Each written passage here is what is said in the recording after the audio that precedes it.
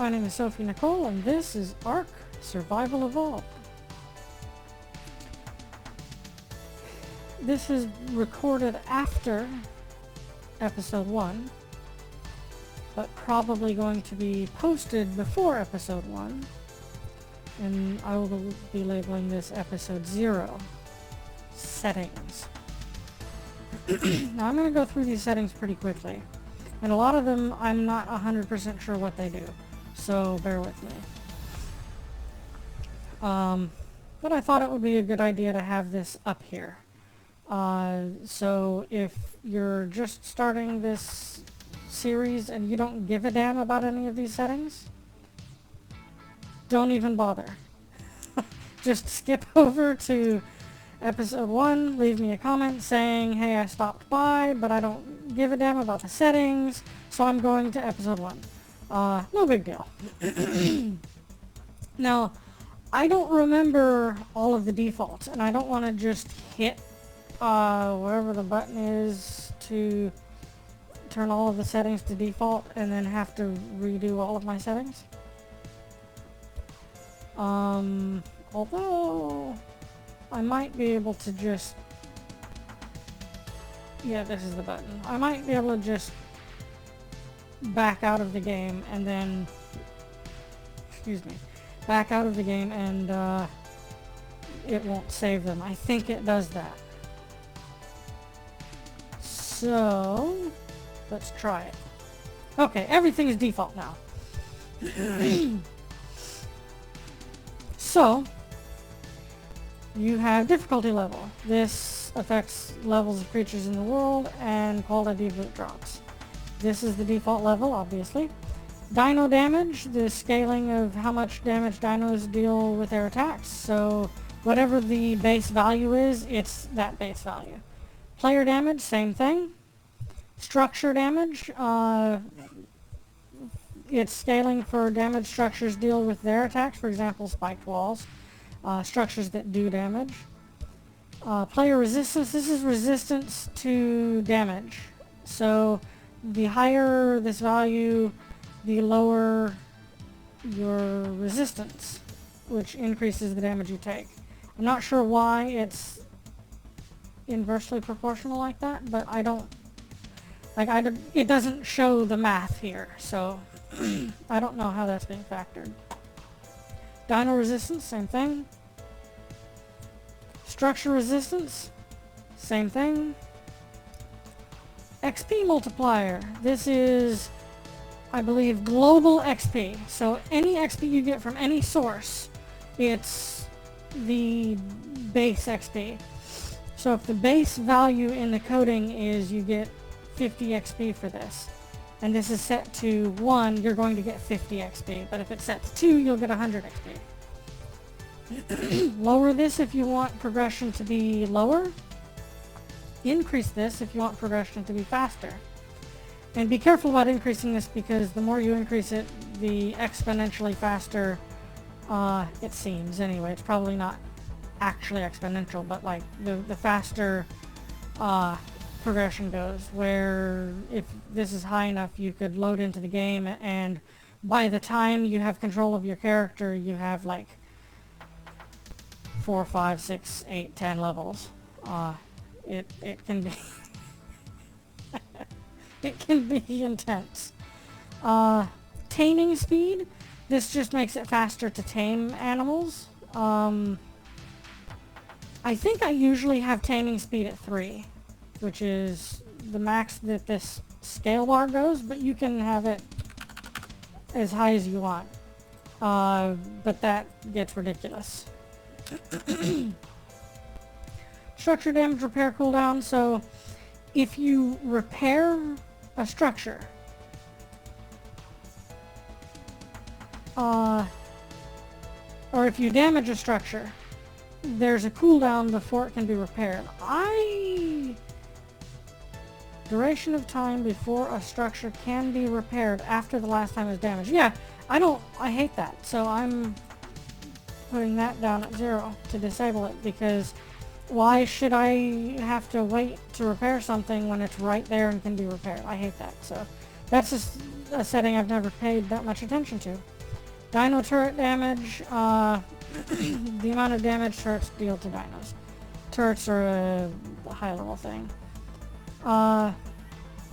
The amount of damage that dinos deal to harvestable items. And again, this is default. And the harvest amount, the scaling factor for yields from all harvesting activities, chopping down trees, picking berries, etc.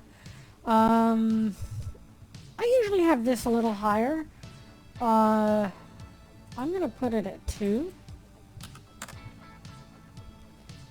Character water drain, scale. Higher values cause you to get thirsty faster. Same with food. I usually have that at 1. Just the default. Dino is the same. Player character stamina drain, it's just how much, how fast you get tired. And same with dinos. Health recovery. Higher values make you heal faster. Because you heal automatically over time. Same with dinos. Player harvest damage is the same as the dino harvest. Just adjusts how much damage you deal to harvestable items, which means faster resource collection. And then the number of dinos that spawn, the higher the value, the more dinos spawn in the arc. I imagine increasing this would affect your computer performance, if that's a thing that you have to worry about. Non-dedicated host tether distance. So, if you're hosting a server, and you have friends in the server, this affects the distance away from you that those players can be. For non-dedicated hosted sessions. That's if you hit this button and it's just the one session, it's not a dedicated server, blah blah blah. I would probably, if I played with friends, I would probably have this as high as it would go. Just because I don't care how far away from me they are, you know? So, third-person camera, that allows you to have a third-person POV. Global voice chat. If this is enabled, you can hear voice chat across the arc. Proximity text chat. So the voice chat here, by default, I believe there's a certain radius around you where you can hear voice chat. So if you're too far away from a player in-game, in the map, you can't hear them. They're too far away. The voice chat doesn't function, so you can't hear them. Which is like a realism touch that I kind of like. But at the same time, I'm not usually playing this for that kind of realism, you know? Although there are items in the game, higher level items, granted, that mitigate that. So you can build in-game radios that let you keep in contact with other people who have radios. So, like, you can mitigate that if you have the levels and the engrams and the resources and all of that. So that's pretty cool. But this disables that. Proximity text chat, it's the same thing, but for text chat. Which, if this is enabled, it prevents getting around the proximity voice chat. So, notify a player joining and leaving, so you'll get notified across the server, hey, this person left. Admin logging, it logs admin commands. Enable crosshair, it shows a crosshair on the HUD. Force no HUD, it disables the heads-up display for everybody. Disable loot crates, so the loot crates that descend from the sky and gives you stuff will not spawn. Hardcore mode, which means if you die, you revert to level 1 when you respawn, which is hardcore. I would hate that. So I don't use that. PvE disables player versus player and enables player versus environment. Now there's a bunch of little fiddly rules about PvP versus PvE, and I don't really understand all of them. And if it's single player, I think it's PvE by default. That's one of those single player rules that it uses when you enable single player rules. Disable friendly fire. This means if you hit someone among your tribe, or your tribe dinos, or your tribe structures, they get hurt when it's in player versus environment. I usually have this checked because I don't want to accidentally hurt my dinos when they're attacking something I am also attacking. Show map player location. This will show a great big ol' arrow on the player map wherever you are. It's less useful than you want it to be, but more useful than not having it. Tribute downloads.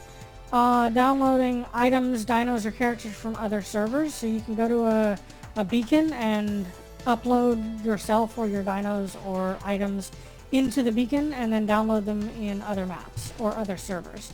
And you can disable that. You can disable survivor downloads, item downloads, dino downloads. You can disable all of those. Maximum difficulty. So this will force dinosaurs to be level 150. Or it'll force the maximum dinosaur level to 150 regardless of the map. I'm not 100% sure how that works. I think certain maps have different maximum dino levels, but I'm not sure exactly how that works.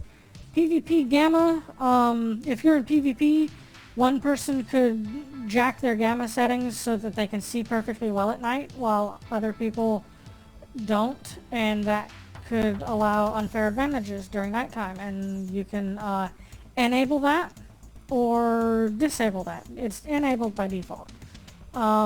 Using single player settings, it modifies various internal statistics to support a faster paced survival experience for a lone player or a small group, as the tooltip shows. And basically you level up faster and you get more engram points so that you can get all of the engrams. The engrams are the things that, like, you need the engram in order to craft the item. And without this, you actually cannot get all of the items, or all of the engrams, which may or may not bother you. It bothers me because I like being able to get everything because I don't play multiplayer much. Corpse locator. It shines a beam of green light on your corpse wherever you died so that you can more easily locate it. Structure placement collision. Certain objects have a range at which, okay, the hitbox, right? This not being checked prevents clipping of structures into terrain and each other. So if a wall has a particular hitbox and you try to place a chest or something, you can't place the chest too close to the wall because it'll be in the hitbox.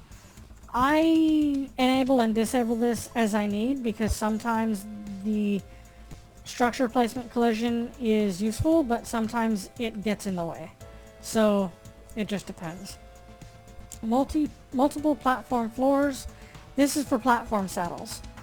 By default, it has this turned off, which means you can only have one level of a platform saddle. I've never used a platform saddle, so I don't know. Unlimited respect. You can use Mind Wipe Tonic to erase all of your engram points, and it gives them all back, and you can redistribute them. And having this checked allows you to do that without leveling up. Disable dino taming. If you don't want people to be able to tame dinos on your server or ride dinos on your server, you can disable that. Creative mode. Having this allows you to show the enable disable button for creative mode in the pause menu. And then flyer speed leveling. I always have this checked because I want my flyers to be able to go faster. So I have this. That's all the general rules. And then your advanced rules / settings. PvE timer.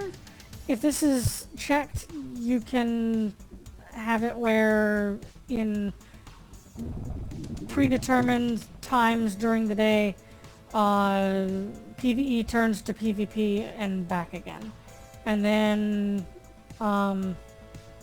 using real world times for that.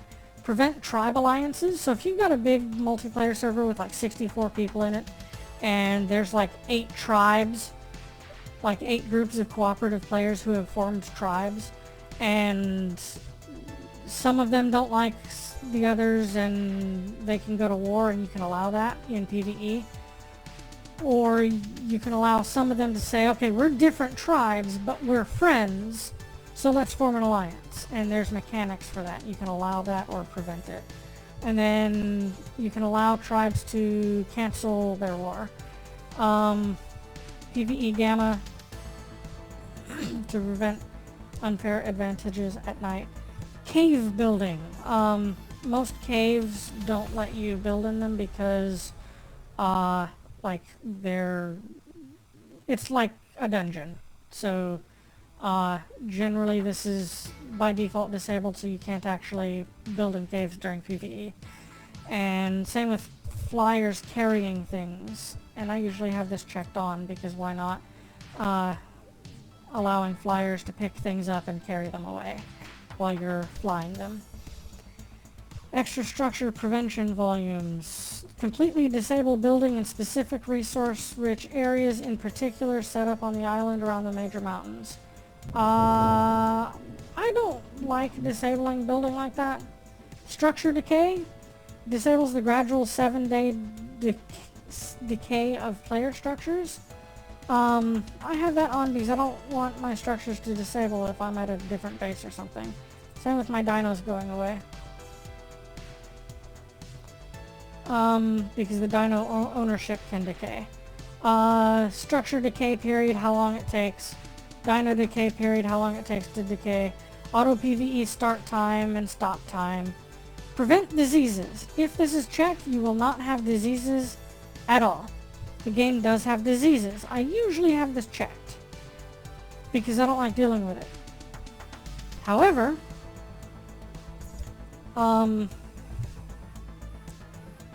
there's an achievement that you can get for curing a disease, so I'm going to leave that unchecked. And then non-permanent diseases. If this is checked, the diseases go away when you die and then respawn. But if it's not checked, diseases will be permanent even through respawns, and it's all kinds of BS. This allows you to bring flyers into caves, which is not usually a thing. You'd have to enable that. PvP dino decay, so prevents dinos from decaying while on a player versus player map, if you check that. Structure platform prevention. If this is checked, turrets and spikes can be built and operate on platform saddles. Again, I've never used platform saddles, so PvP respawn interval. I'm not 100% sure how this works. Offline raid protection, so if you as a player or the people in your tribe are all offline, it prevents against raiding against your thing. I don't know how that works because I don't have friends.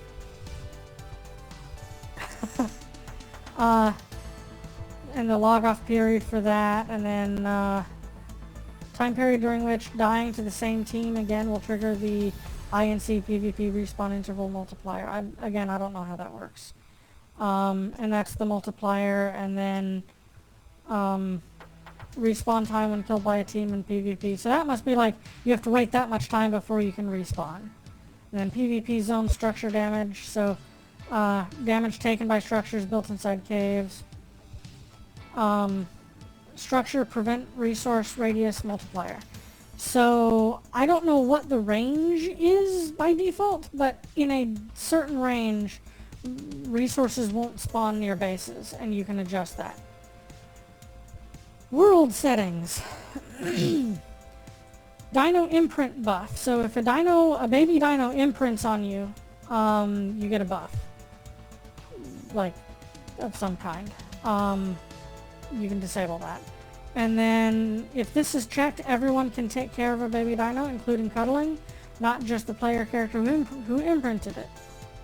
I don't remember what that affects. So you also have poop interval, how often creatures have to defecate.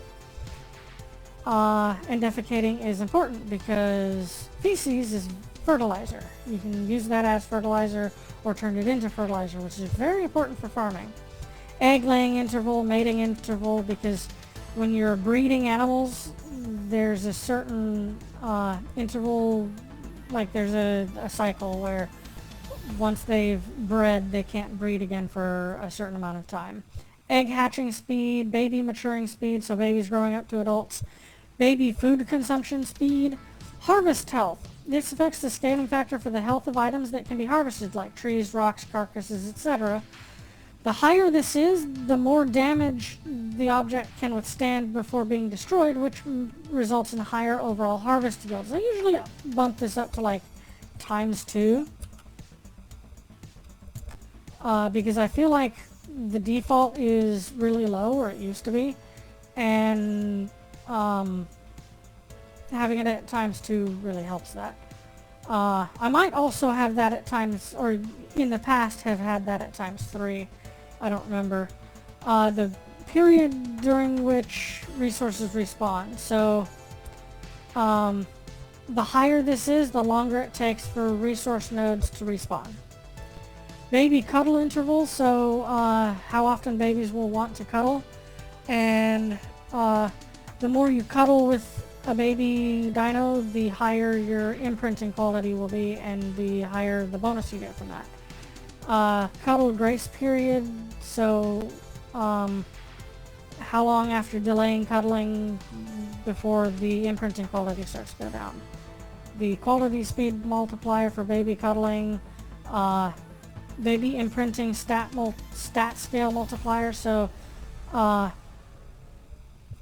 if it imprints on you, the higher the quality, the better the stat bonus is on the baby, and this affects that scale. And you can set this to 0 to disable that entirely. The day scale speed. This is passage of time, how often day changes to night and night changes to day. Values less than 1 will slow down the cycle. So if you want this to be faster, increase it. If you want it to be slower, decrease it. Daytime speed is the length of the day relative to night. And lowering this increases the length of the daytime. Nighttime, exactly the same but the opposite. Spoiling time, multiplier that influences the spoil timer on all items. This is default 0 on corpse decomp, item decomp, and spoiling time. I'm not sure if increasing this increases the time it takes to spoil, or if increasing it makes it spoil faster. But it's at 0, and anything times 0 is 0. Let me look that up. Hang on. Ark Survival Evolved Advanced Rules. Advanced configuration. Oh no, that's... Is this what I want?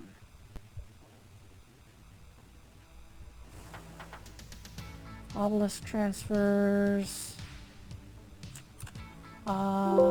Spoiling time. No. So I'm off on my second monitor here. I know you can't see shit. Here's the Ark Survival Evolved wiki. And let's look at if I can find the search bar somewhere. Search. Spoil time.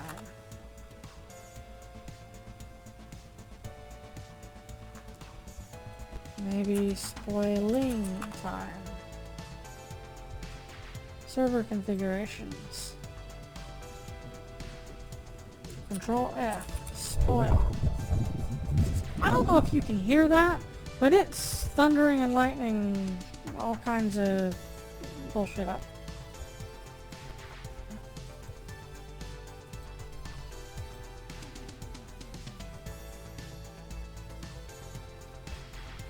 Higher values prolong the time.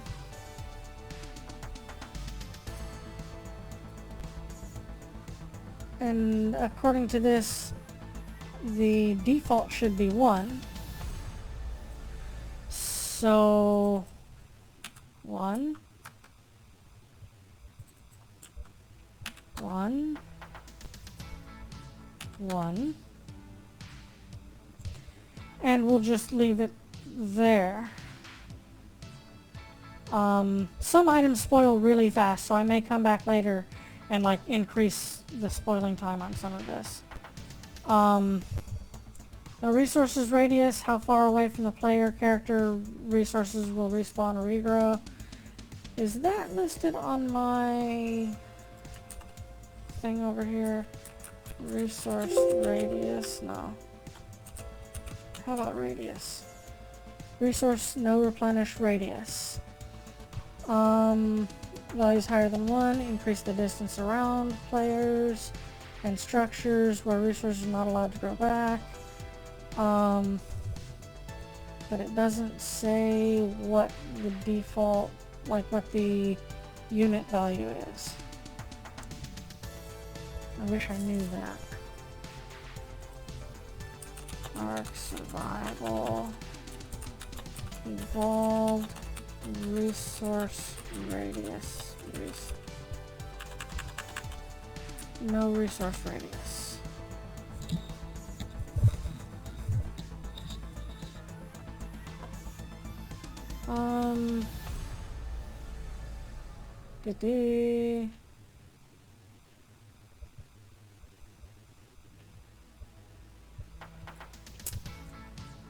Let's see.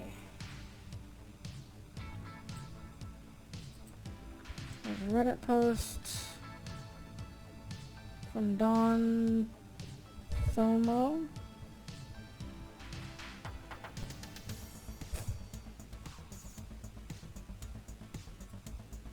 "15 foundation radius from the foundation is like 2 meters square, so looks like it may be, boy that thunder is loud. Looks like it may be around 30 meters radius. Seems legit, I don't know. So that's that. Around players and structures, and again it looks like it may be around 30 meters or something. Or maybe more or less, I don't know. Spawn suppression.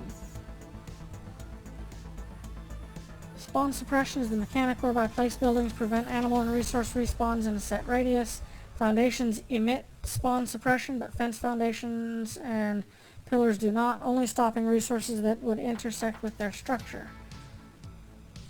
For this reason, a player should not build a base or elaborate drop point close to desirable resources such as in the island's volcano crater. Okay. So if that is 15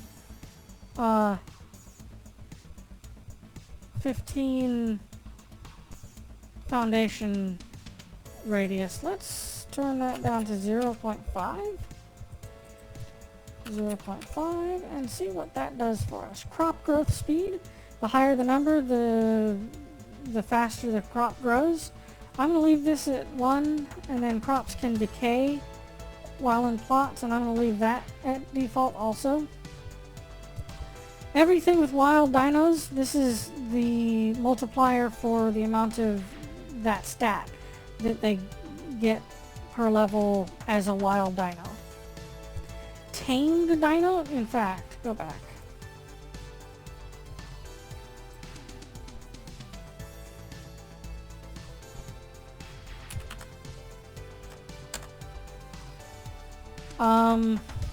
In fact,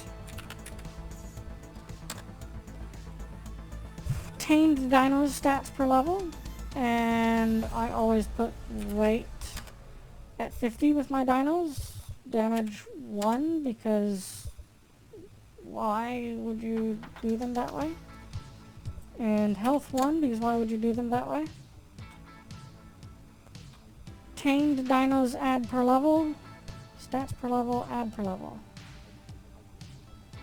Oh, this must be like when you tame it. How much, like if it's a higher level, okay. And then as it levels up.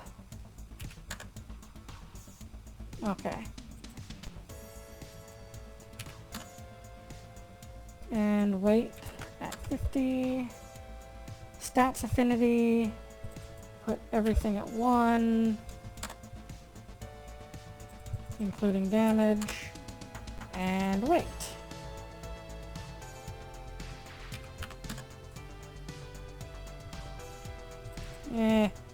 For the affinity, do 1. The affinity is like when you're taming it, if you're doing a really, really good job taming it, the stats go up an extra amount, I think. Changes the amount of health gained by dinos when they are tamed as a percentage of the default setting, depending on taming effectiveness. Yeah. And then player stats per level. I think I had these all at 1.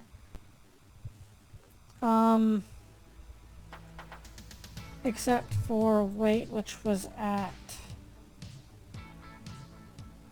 I think most of these give you 10 per level.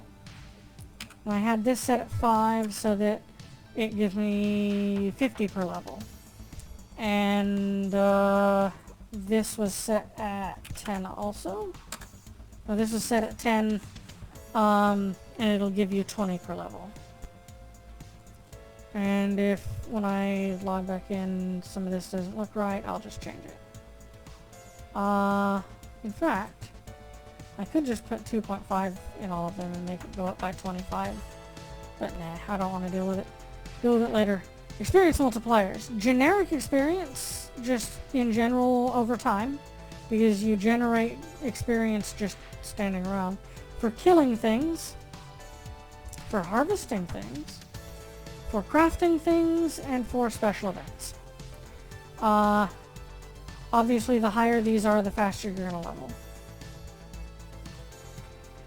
Maximum players that you can have in your tribe, the maximum number of experience points you can have. 0 means there's no limit. The maximum experience dinos can have, whether or not a dino can ride on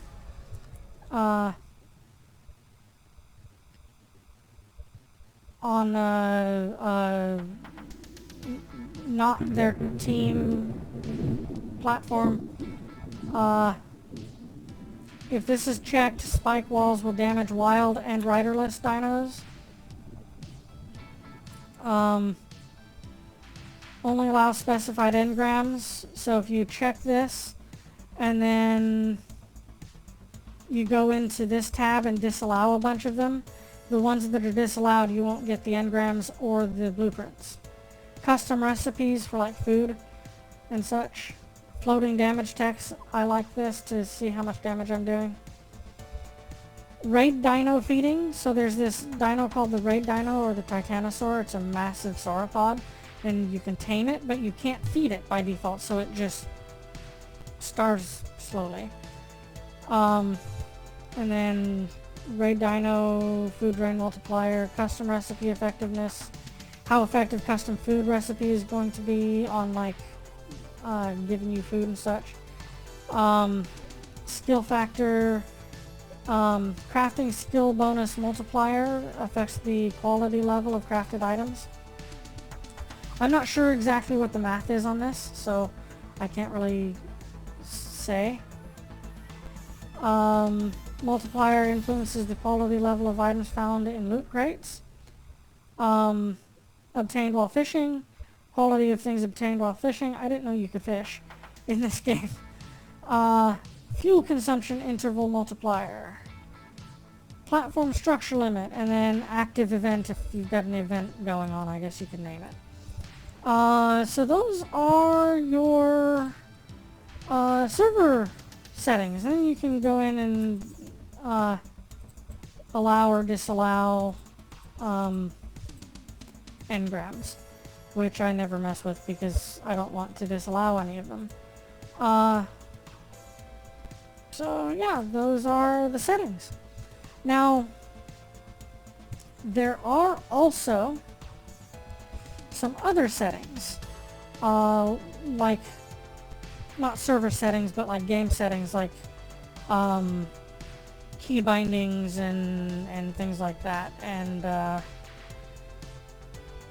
might go into that in one of the first couple of episodes, but most of it is just your normal, like, graphics and sound and things like that. There are a couple of little settings, like whether or not you get cosmetic items in your inventory when you die, which I think I mentioned in episode 1. But yeah, just little settings like that. So that has been the settings episode for ARK Survival Evolved.